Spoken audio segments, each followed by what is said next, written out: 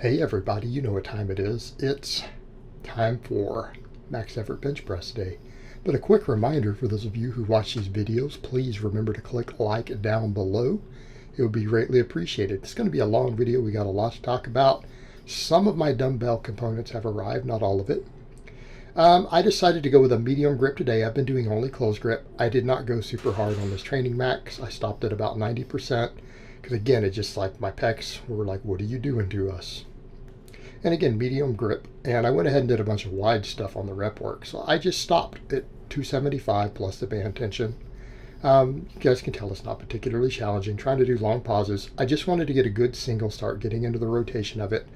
I think next max effort day, we'll go ahead and do a normal bench press grip and push it a little bit harder. Because again, I felt like my pecs are already a little bit stronger after just doing the speed work last week with the wider grip and by doing the illegal wide. I felt surprisingly good when I got over to the flat bench because I went pinkies on the ring, which is normal grip. And the first set I only got 9, but it was because I had to get used to doing this again. I have not done any of this in a while.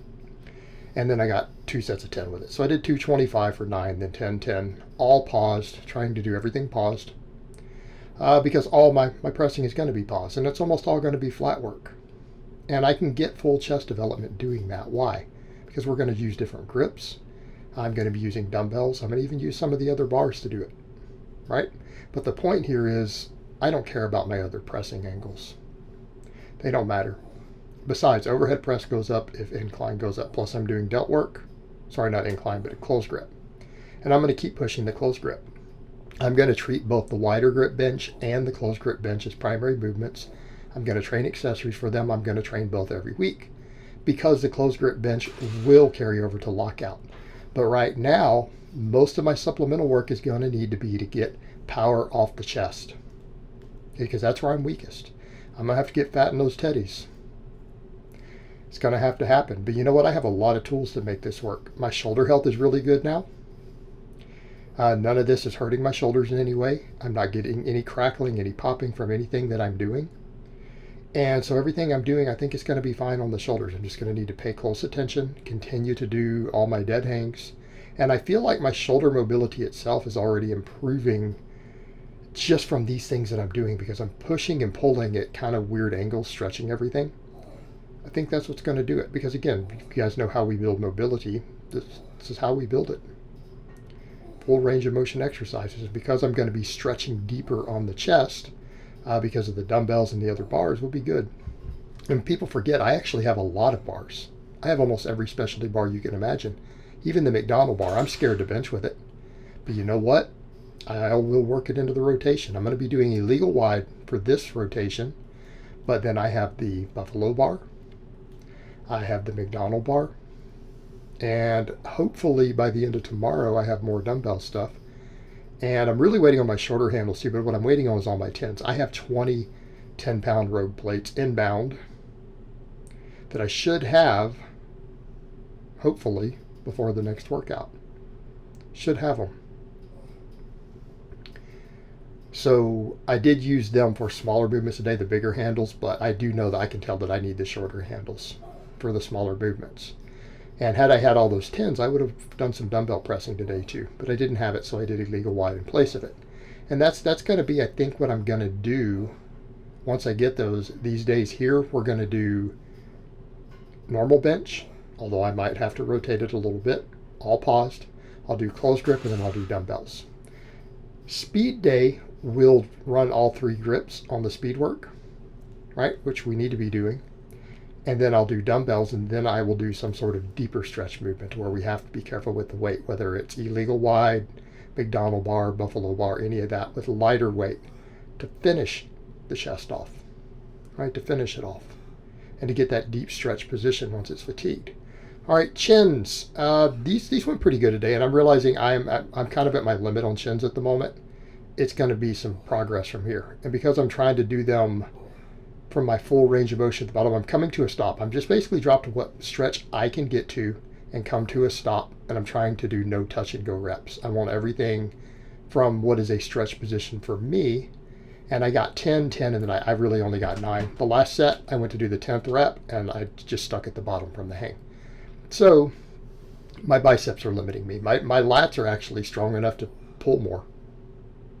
But because I'm doing this closer grip to really, really get the longest range of motion possible, which again will help my mobility over time as far as my shoulders and everything go, which again is a limiting factor for me in some ways and some movements.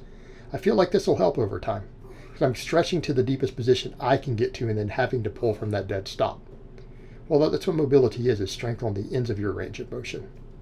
But the biceps simply couldn't handle it. So again, curls are going to be a priority, and I'm probably going to need to add 2 types of curls in. I'm doing the straight bar curls. I think because of the stretch involved, and to get used to more stretch overload and contracting from a stretch, I may work incline curls back in. I can't do them with these longer handles, but once I have the shorter handles in by the end of the week too, that are 5 inches shorter, I'm going to work incline curls in also. Like arms are going to be a pretty high priority in some ways, even though chest is going to need to really come up. But chest is not going to come up through sheer volume. It's going to come up through the stretching I'm doing, the ranges of motion. Right? It's going to come through the ranges of motion. And a lot of lifters, a lot of coaches will argue, well, chest doesn't matter that much on bench. It does. For raw bench press with a pause, you can't argue that against that point. Doesn't mean I'm not going to try to overdevelop my triceps. You guys see today, triceps got a lot of work. As we did 9 sets for chest, we also did 9 sets for tris. Because here's where we start. Close grip bench, all of it paused. And I wanted to see how these would go, and this wasn't bad because last time I only did speed work first. I did a heavy single and then 3 sets of 10 on pause bench. So I was worried I wouldn't be able to replicate my weight. I got these, and I feel like I can start working these up.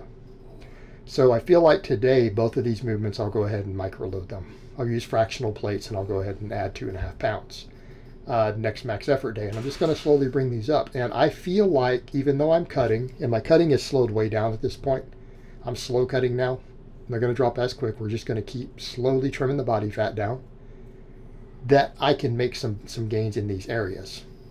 Novel training response plus muscle memory, things like my pecs, things like my triceps, I feel like they can come up. I feel like when I look in the mirror, my quads are getting bigger again. And I think some of the sled drags are helping with that, not just the quad work. But the closed grip benching went good. Got all my target reps, no problem. I got my 3x10 with this and did most of it paused, and particularly the final reps in the sets coming to a complete stop. Some of these are a little quicker, but I am coming to a stop, and I feel like a pause. And that's the main thing. I'm sinking it into the chest on each one. But again, they went very, very good. And so we're going to end up with 3 angles of chest pressing today, right? Because I did my normal pause bench with normal grip, did closed grip, and then I did illegal wide bench.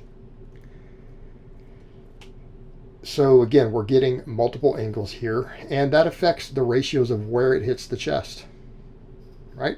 The different grip widths actually work the chest higher and lower, and a lot of people are not aware of that. That the closer your grip, the more upper chest. The wider the grip, the more lower chest. But all benching works the entire chest. And anyone who tells you it doesn't is going to fail basic biomechanics, right? You're going to fail biomechanics if you say that all versions of the bench do not work the upper and lower chest. It's just more emphasis. And what do we mean by more emphasis? Well, if we get more emphasis, different parts fatigue more. And if they fatigue more, what happens? We get more complete development. And the same thing with the rep ranges. 10s are kind of important here. There's some data out there that shows that pecs get more total involvement when we go past 8 reps on a bench press. And when we go to real low reps, we get a little less chest and we get more delt and tricep, which is what happens on maxes. Another reason we need to really build the triceps and stuff for our maxes. Pendlay rows. I'm trying to keep these strict. The first set wasn't quite as strict as I think the next 2 were when I felt it. Bumped up just 2.5 pounds. I need to stick with this weight for just a little bit. And I'm going to do the same thing with the rowing. Same thing with the rowing I'm doing with the benching. We're going to keep chins as a main exercise because I need my lats and biceps bigger. And I have strength goals on chins. I want to get really strong at chins again. Rowing, I'm going to row 2 types of rows every workout. 2 types. I will have up to 4 types of rows that I can rotate in. Just like we're rotating stuff for the pressing, we can do the same thing for the rowing, so that we get 3 pulls every time. I got normal pin lays like this. I have snatch grip pin lays. I'm going to start doing dumbbell rows on an incline bench, right chest supported. That'll be a good use of the dumbbells. And then I also have the McDonald bar for a slightly different variation. Both the potential for a little range of motion, and it forces me to use a slightly more medium grip. Because my normal pin lays are close grip, right? They're shoulder width apart, same spot I grip a close grip bench.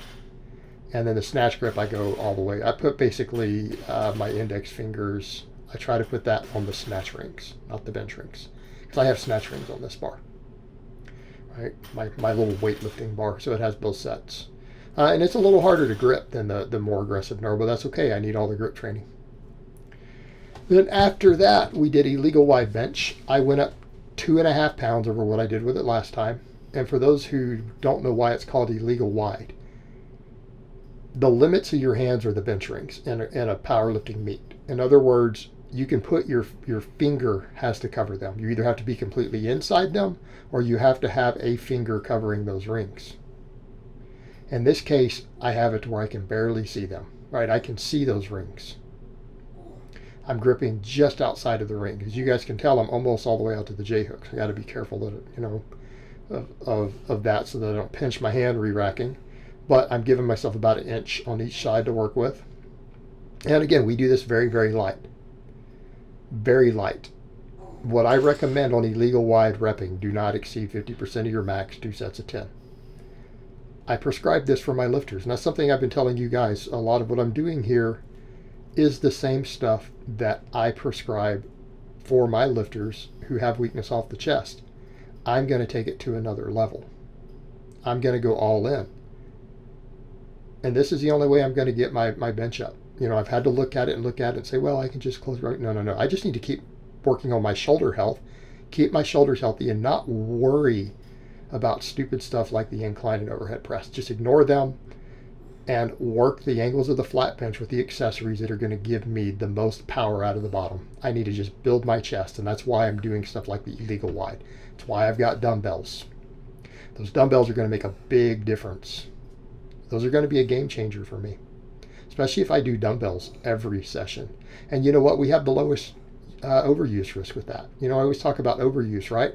Because dumbbells are a little more independent in their movement and the way that we fatigue through a set, we actually have a slightly lower risk of overuse to begin with. Another reason they really, really complement some of our hypertrophy work. And as I've said before too, hypertrophy is going to be the name of the game. I need to get leaner. I'm going to have to look at weight classes a lot more. I'm going to have to win meets using body composition. I basically need to be as lean and as stacked as possible into any weight class I go into. That means we maximize hypertrophy, we minimize body fat. I need to be competitive. All right? Because when I step back on the platform, this can't be, oh, Jason's doing okay. No. I need to be knocking down at least national records. That's what needs to happen. And the only way that's going to do that, I've got to win it through body composition. So we're going to maximize hypertrophy. We still run normal conjugate, right? But everything outside of max work and speed work is going to be geared towards hypertrophy. That's why I'm working these different angles. Why everything is focused on range of motion, quality reps, a lot of pausing, a lot of stretch position movements, right? Taking things through the longest ranges of motion that I can with the equipment I have available. Right? That's another reason we're doing some of this stuff for the chest and the back. Doing all these one-legged exercises, all this other stuff. Deep box squats. Same thing. You guys notice I'm going to be rotating stances for the lower body. Just like we're rotating grips for all the upper body stuff. We're going to train multiple grip widths for pushing and pulling every workout. We're going to take stuff all the way in super close. We're going to take stuff out wide. You're going to do everything in between. And I'm trying to get longer ranges of motion on everything. Again, we need to maximize hypertrophy.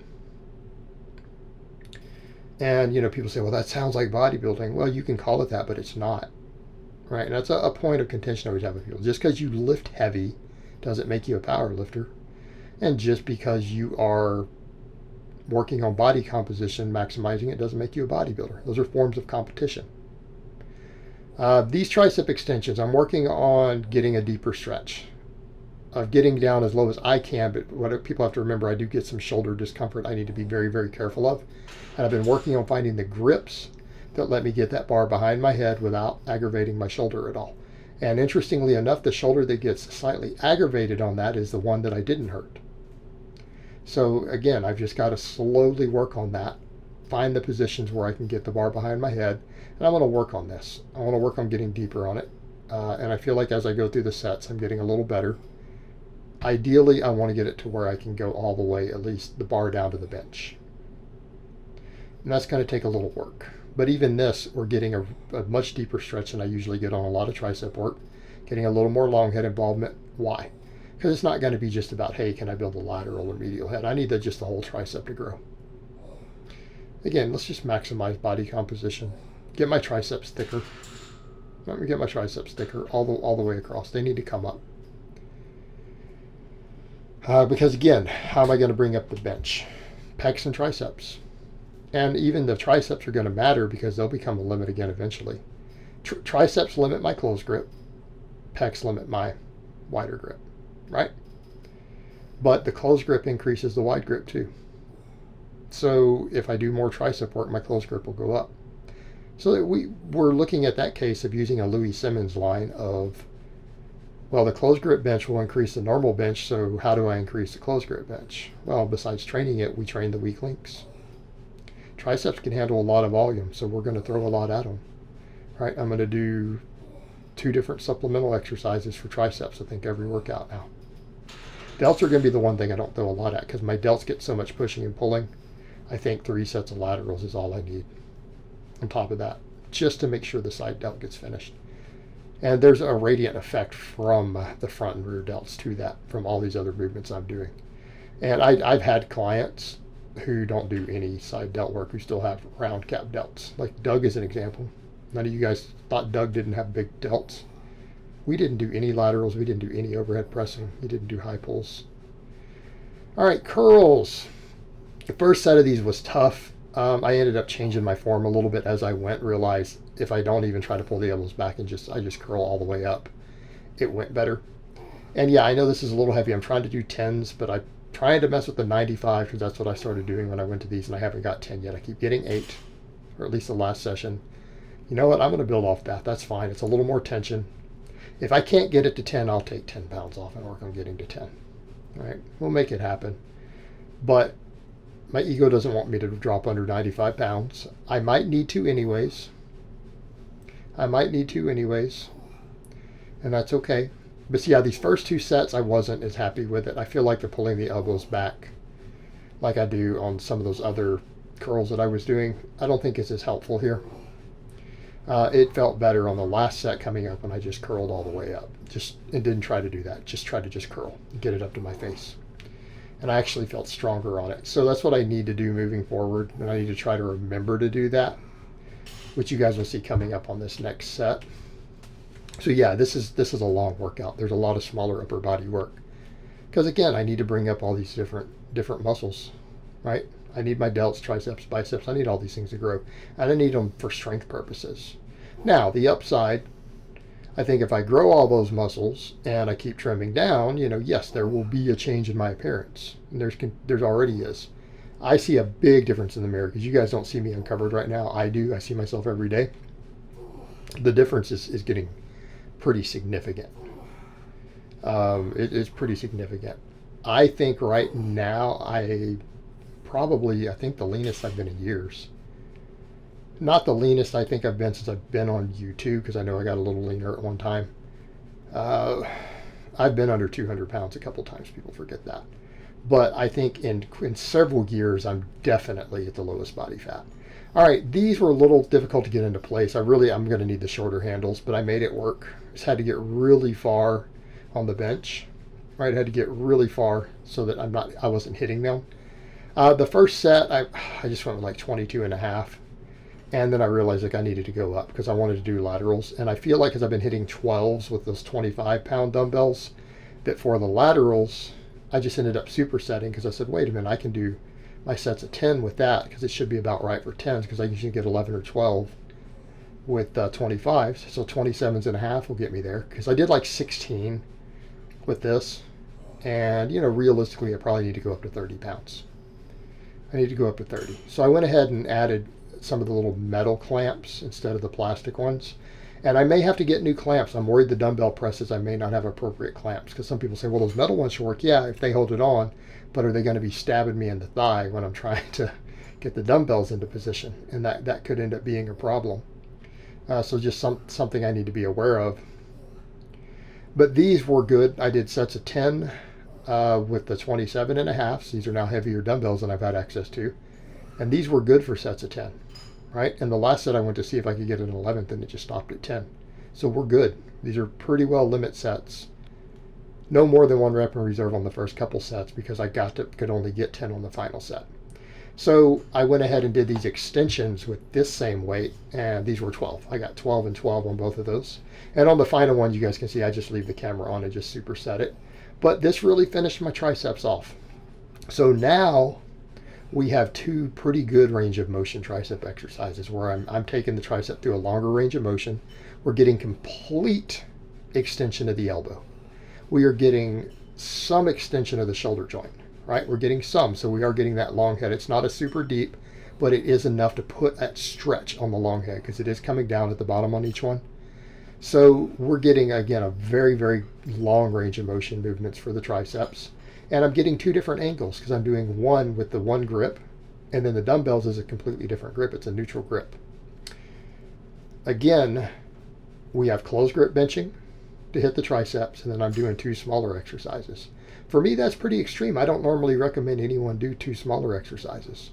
But in this case, that's where we are. I have the equipment now. My triceps could use it, right? If I want those triceps bigger to make sure that bench goes up, why not? My chest is going to get 3 angles every workout between all the pressing. Some workouts it's going to get more, because on speed day I'll do 3 different grips and then 2 supplemental lifts.